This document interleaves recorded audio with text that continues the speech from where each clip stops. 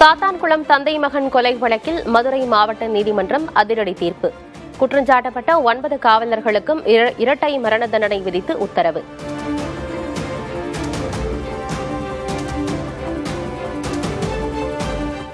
சாத்தான்குளம் காவல் நிலையத்தில் தந்தை மகனை கொலை செய்த குற்றவாளிகள் அனைவருக்கும் நீதிமன்றம் எந்த கருணையும் காட்ட முடியாது. இது அரிதினும் அரிதான வழக்கு. காவல் நிலையத்தில் மரணம் என்பது மனிதநேயமற்ற செயல். இவர்கள் மனிதராக வாழ்வதற்கு தகுதியற்றவர்கள். இவர்களுக்கு மிக கடுமையான தண்டனை வழங்க வேண்டும் என்று சொல்லி அனைத்து குற்றவாளிகளுக்கும் இரட்டை தூக்கு தண்டனையை மதுரை அமர்வு நீதிமன்றம் கொடுத்திருக்கின்றது.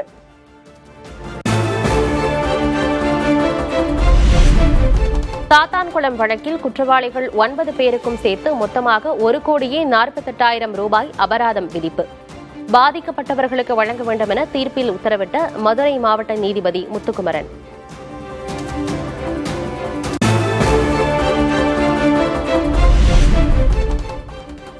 ஒன்பது காவலர்களுக்கும் மரண தண்டனை வழங்கிய பிறகு பேனாவின் முனையை உடைத்த நீதிபதி முத்துக்குமரன். சமூகத்தின் மனசாட்சியை உலுக்கிய இதுபோன்ற சம்பவம் இனி நிகழவே கூடாது என்றும் கருத்து.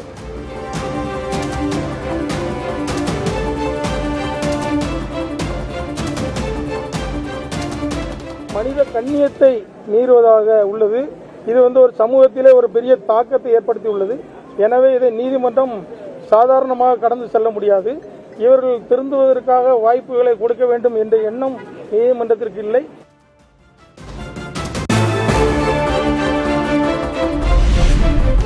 காவல் மரண வழக்குகளில் ஆயுள் தண்டனை வழங்கினால் காவலர்களுக்கு அச்சம் ஏற்படாது. இரட்டை மரண தண்டனை வழங்கியதற்கான காரணத்தை தீர்ப்பில் குறிப்பிட்ட நீதிபதி முத்துக்குமரன்.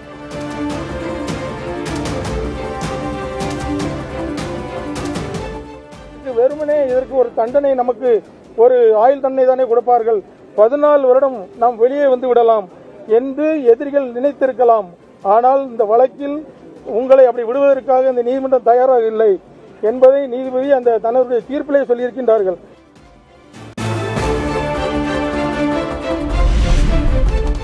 பாமர மக்களுக்கு நீதி கிடைத்துள்ளதாக சாத்தான்குளம் வழக்கில் பாதிக்கப்பட்ட குடும்பத்தினர் கருத்து. சாதாரண மக்களுக்கு இதுபோன்ற துன்பம் வரவே கூடாது எனவும் வலியுறுத்தல்.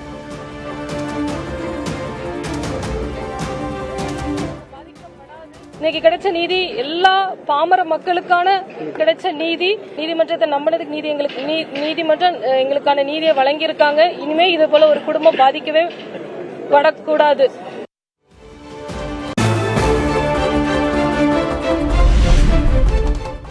தந்தை மகன் கொலை வழக்கில் குற்றவாளிகளுக்கு மரண தண்டனை விதிக்கப்பட்ட தீர்ப்புக்கு பல்வேறு தரப்பினர் வரவேற்பு.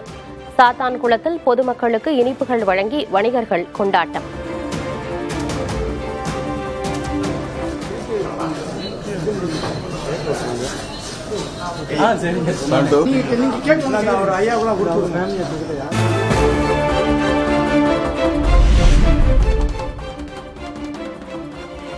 தமிழ்நாட்டு சட்டமன்ற தேர்தலுக்கான வேட்புமனு தாக்கல் நிறைவு. இறுதி நாளில் அரசியல் கட்சிகளின் முக்கிய தலைவர்கள் வேட்புமனு தாக்கல்.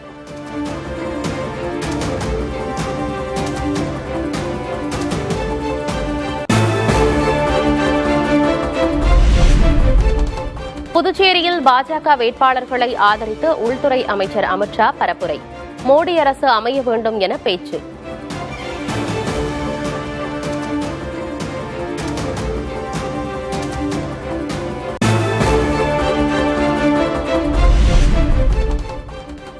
தேர்தலுக்கு முன்பே பதவிக்காக அடித்துக் கொள்கிறது இந்தியா கூட்டணி. 5 தொகுதிகளில் காங்கிரசும் திமுகவும் மோதிக்கொள்வதாக அமித் ஷா விமர்சனம்.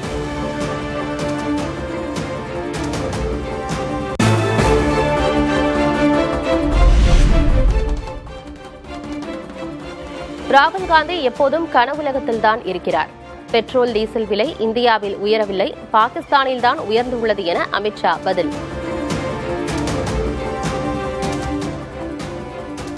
राहुल बाबा वो भारत में नहीं पाकिस्तान में हुए हैं, पाकिस्तान में हुए।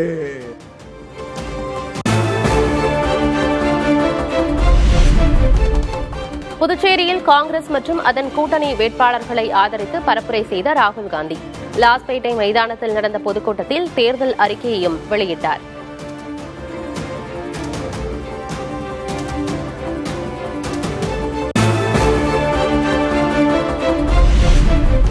புதுச்சேரியின் வளங்கள் அனைத்தையும் அதானி குழுமத்திற்கு விற்க முயற்சி நடப்பதாக ராகுல் காந்தி குற்றச்சாட்டு. பள்ளி, சாலை, குடிநீர் என அனைத்து திட்டங்களிலும் கமிஷன் தான் பிரதானமாக இருப்பதாகவும் விமர்சனம்.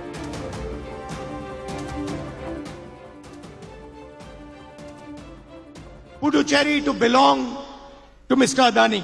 The BJP runs the state by remote control, and the LG is just a way of bypassing the will of the people.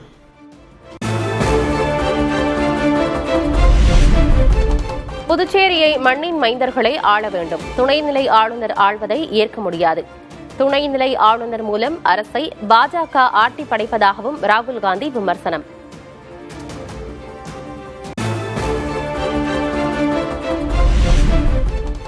தமிழகத்தில் பழனிசாமி போல் புதுச்சேரியில் பாஜகவின் அடிமையாக ரங்கசாமி இருக்கிறார்.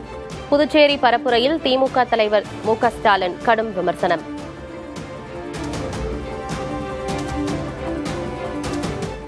தனக்காக கூட குரல் கொடுக்க முடியாதவரா இருக்கக்கூடிய அவர் எப்படி உங்களுக்காக குரல் கொடுப்பார்?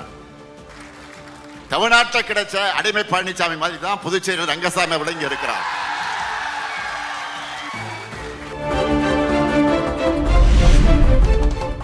கடந்த தேர்தலில் பெஸ்ட் புதுச்சேரியாக மாற்றுவோம் என்றார் பிரதமர் மோடி.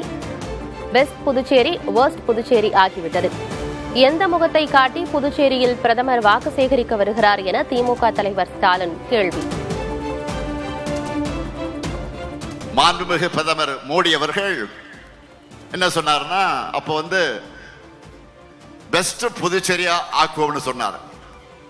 என்ன ஆகியிருக்கு? ஒஸ்ட் புதுச்சேரி ஆகியிருக்கு. பெஸ்ட்னாரு, இப்போ ஒஸ்ட் ஆயிடுச்சு.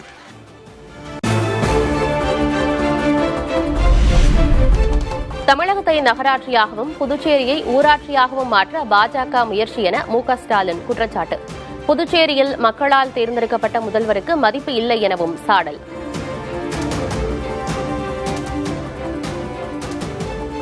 பாஜகவை பொறுத்த வரைக்கும் தமிழ்நாடு போன்ற மாநிலங்களை முனிசிபாலிட்டிகளாக மாற்றணும்னு நினைக்கிறாங்க. அதே போல புதுச்சேரிக்கு மாநில தகுதி வழங்காம ஊராட்சி அளவுக்கு ட்ரீட் பண்றாங்க.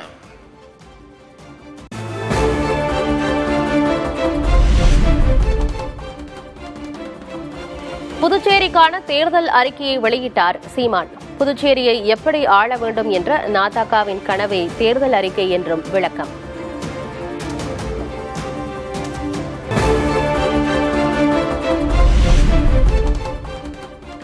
எட்டு கோடி மக்கள் வரிப்பணத்தில் ஒரு குடும்பம் மட்டும் வாழ்வதா என பெரம்பலூர் பரப்புரையில் எடப்பாடி பழனிசாமி கேள்வி. திமுக ஆட்சியை அடியோடு அகற்றும் காலம் வந்துவிட்டதாகவும் பேச்சு.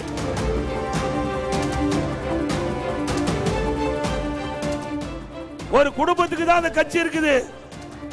8 கோடி மக்களை சுரண்டி ஒரு குடும்பம் வாழ வேண்டுமா?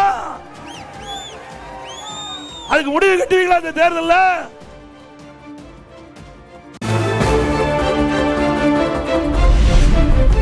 தேர்தல் களத்தில் துணை முதல்வர் உதயநிதி, அதிமுக பொதுச் செயலர் பழனிசாமி இடையே முற்றும் வார்த்தை போர். ஒருவர் மீது ஒருவர் கடுமையாக விமர்சித்து பரப்புரை.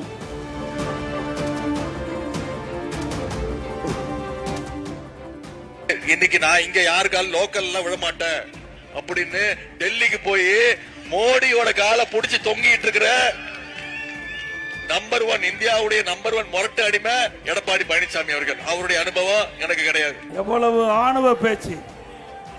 இன்றைய இடம் தமிழருடைய பண்பாடு.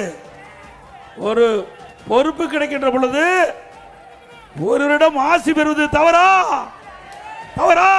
யாருடைய காலை தேடி நீங்க இன்ஸ்டாகிராம்ல ரீபோஸ்ட் போடுறீங்க?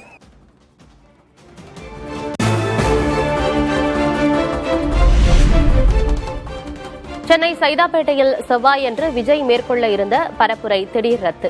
வில்லிவாக்கம், டி-நகர் கூட்டங்கள் நிறுத்தப்பட்ட நிலையில் மேலும் ஒரு தொகுதியில் பரப்புரை ரத்தால் தாவேகாவினர் கவலை.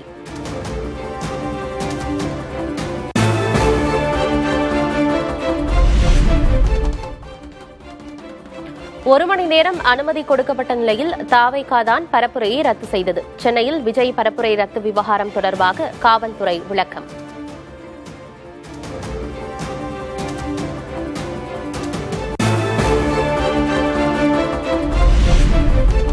சென்னையில் விஜய் பரப்புரை செய்யக்கூடாது என நெருக்கடி தரப்படுவதாக ஆதவர்ஜனா குற்றச்சாட்டு. காவல் ஆணையர் அருணை இடமாற்றம் செய்ய வேண்டும் என்றும் வலியுறுத்தல். 2 to 6 கொடுத்த 1 மணி நேரத்தில் இதை கேன்சல் செய்யப்பட்டு 2 to 3 சொல்லிட்டு பர்மிஷன் கொடுக்கறாங்க. இங்க இருக்கக்கூடிய மிஸ்டர் அருண் அவர்கள் இந்த பிரச்சனையை திருப்பி உருவாக்கிட்டே இருக்காரு. சென்னையில சிட்டி கமிஷனர் அருண் அவர்களை உடனடியா மாற்றம் செய்யணும்.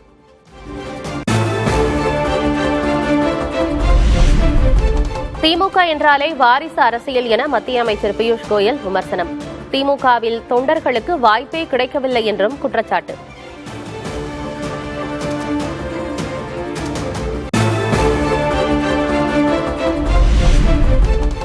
FCRA சட்டம் கிறிஸ்தவர்களுக்கு எதிரானது என முதல்வர் ஸ்டாலின் பொய் பரப்புரை செய்வதாக அண்ணாமலை குற்றச்சாட்டு. சட்டத்தை கொண்டு வந்ததே காங்கிரஸ் தான் என்றும் பேட்டி. முதலமைச்சர் அவர்கள் தொடர்ந்து பேசுவது இந்த FCRA அமெண்ட்மெண்ட் பில்லை பத்தி பேசுறாங்க. இன்னைக்கு FCRA என்பதே கொண்டு வரப்பட்டதே காங்கிரஸ் ஆட்சியில. இது சிறுபான்மையருக்கு எதிரானது, கிறிஸ்டியன் கம்யூனிட்டிக்கு எதிரானது அப்படிங்கிற பொய் பிரச்சாரத்தை பேசுறாங்க. திரும்ப மைனாரிட்டி என்கின்ற போர்வையில முதலமைச்சர் அவர்கள் ஓட்டு வேட்டை நடத்தி கொண்டிருக்கின்றாரோ தவிர எந்த இடத்திலும் கூட உண்மையை பேசல.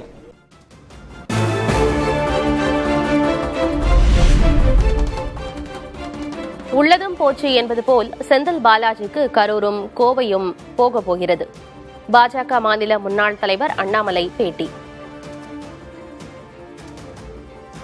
கரூரும் போய் கோயம்புத்தூர்ல எதுவும் இல்லாம உள்ளதும் போச்சு நொல்லக்கண்ணா அப்படிங்கிற மாதிரி ரெண்டும் இல்லாம ஒரு மனிதர் இருக்கத்தான் போறார். நீங்க 4ஆம் தேதி மே அந்த செய்தியை நீங்க பார்க்கத்தான் போறீங்க.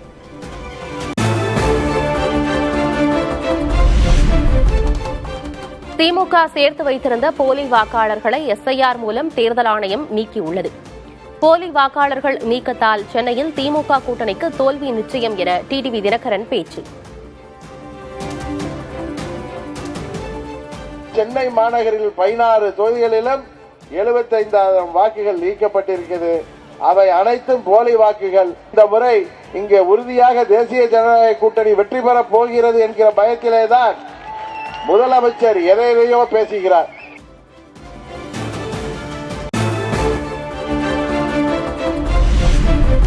அன்புமணிக்கு வழங்கப்பட்ட மாம்பழம் சின்னத்திற்கு தடை கோரி உச்சநீதிமன்றத்தை நாடிய ராமதாஸ். சென்னை உயர்நீதிமன்றத்தை அணுக உத்தரவு.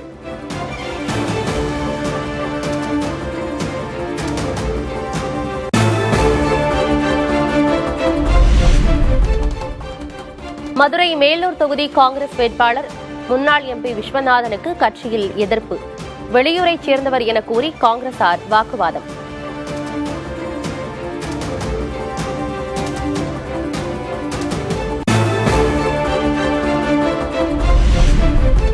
திண்டுக்கல் தொகுதி அதிமுக வேட்பாளர் திண்டுக்கல் சீனிவாசன் மீது வழக்குப்பதிவு.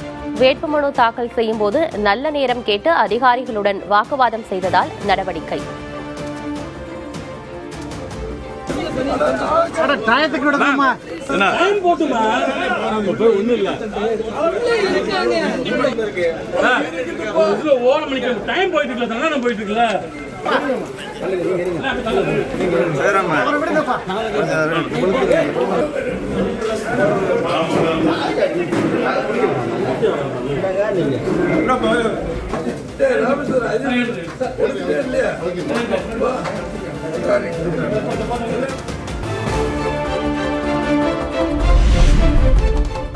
சேலம் மாவட்டம் ஆத்தூரில் திமுக நிர்வாகிகள் அலுவலகங்களில் வருமான வரித்துறையினர் சோதனை. தேர்தல் நேரத்தில் சோதனை நடத்திய அதிகாரிகள்.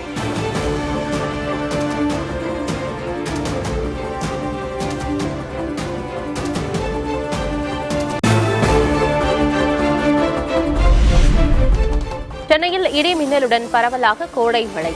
திடீர் மழையால் குளு குளு என மாறிய வானிலை.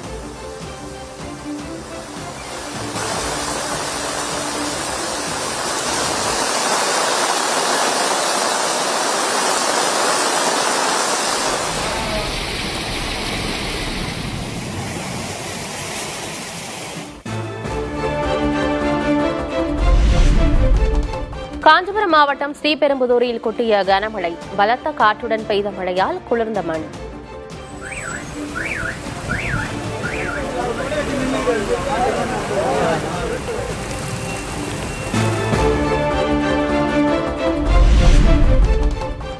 ராமநாதபுரம் மாவட்டம் பாம்பனில் சூறைக்காற்றுடன் கனமழை. பாதுகாப்பு கருதி 1 மணி நேரத்திற்கும் மேலாக மண்டபத்திலேயே நிறுத்தப்பட்ட பயணிகள் ரயில்.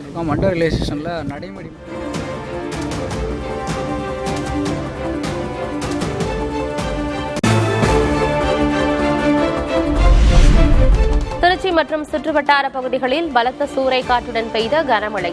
1200 ஏக்கரில் பயிரிடப்பட்டிருந்த வாழை மரங்கள் சாய்ந்து சேதம்.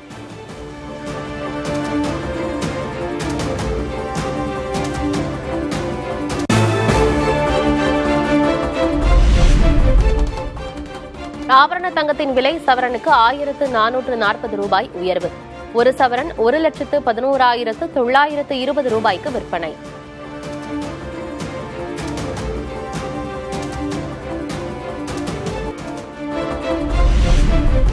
சட்டமன்ற தேர்தல் நடைபெற இருக்கும் புதுச்சேரி, கேரளம், அசாமில் செவ்வாய்க்கிழமையுடன் பரப்புரை நிறைவு. வாக்கு சேகரிப்பில் அரசியல் கட்சித் தலைவர்கள் தீவிரம்.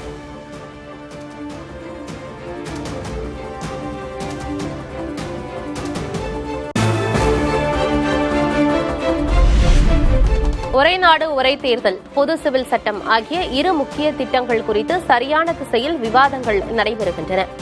பாஜகவின் 48வது நிறுவன தின விழாவில் பிரதமர் மோடி பேச்சு.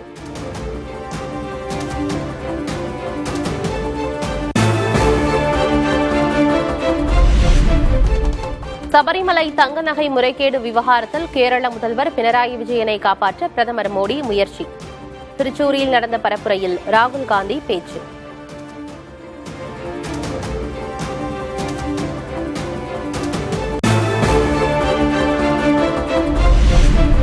இந்திய தலைமை தேர்தல் ஆணையர் ஞானேஷ்குமாரை பதவி நீக்க கோரும் தீர்மானம் நிராகரிப்பு.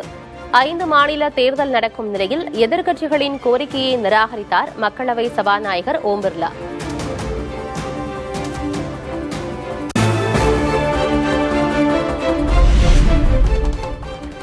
டெல்லி சட்டப்பேரவை வளாகத்திற்குள் பாதுகாப்பு தடைகளை தகர்த்து நுழைந்த காரால் பரபரப்பு.